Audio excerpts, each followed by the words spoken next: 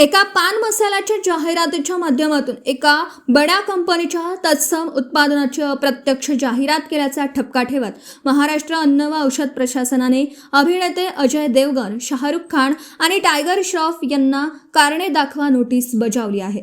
बॉलिवूड अभिनेत्यांकडून करण्यात येणाऱ्या जाहिरातींमधील ब्रँड्सचा संबंध प्रामुख्याने पान मसाल्याशी जोडला जात असल्याने ही जाहिरात नियमांचं उल्लंघन करणारी असल्याचं FDAचं म्हणणं आहे।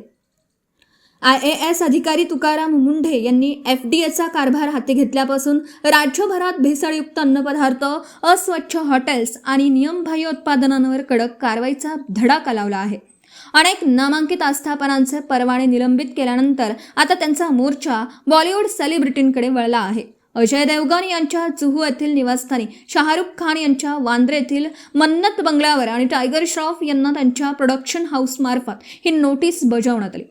महाराष्ट्रात 13 जुलै 2026च्या आदेशानुसार पान मसाल्याचे उत्पादन, साठवणूक, वाहतूक व विक्रीवर 1 वर्षासाठी बंदी लागू करण्यात आली असून या पार्श्वभूमीवर तीनही अभिनेत्यांना जाहिरातीतील त्यांच्या भूमिकेबाबत उत्तर सादर करण्यास सांगण्यात आलं आहे।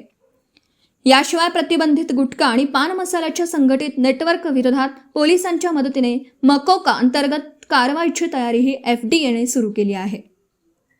दरम्यान दुसऱ्या एका महत्त्वाच्या घटनेत मुंबईतील सण उत्सवांमध्ये वाटण्यात येणाऱ्या प्रसादामध्ये आरामाइन नावाच्या धोकादायक रासायनिक पावडरीचा वापर केला असल्याचा खळबळजनक दावा नगरसेवक सचिन बाळकृष्ण पाटील यांनी केला आहे। हे रसायन प्रामुख्याने कागद, कापड आणि चामड्याच्या उद्योगात वापरलं जात असून यामुळे कॅन्सर, किडनी निकामी होणं आणि हृदयविकाराचा धोका निर्माण होतो। या प्रकरणी तपासणी अहवाल येईपर्यंत प्रसादातील अशा पदार्थांच्या वापरावर तातडीने बंदी घालावी अशी मागणी त्यांनी महापौरांकडे पत्राद्वारे केली आहे।